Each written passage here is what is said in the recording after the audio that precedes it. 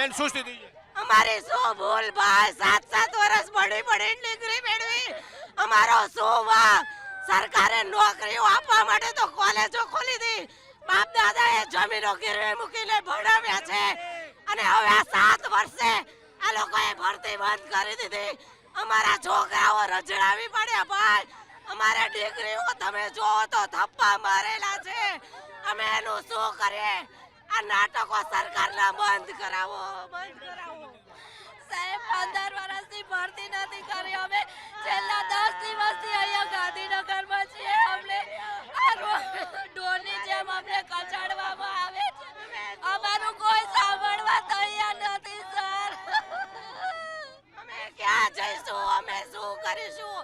એમને મોંઘવારી નડે છે તો 1,30,000 કેબિનેટ મંત્રીઓને કેમ પગાર, અને અમને 21 વર્ષના કરારમાં કેમ? અમે તો ડિગ્રીઓ લઈને બેઠા છીએ ને તો અભણ છે.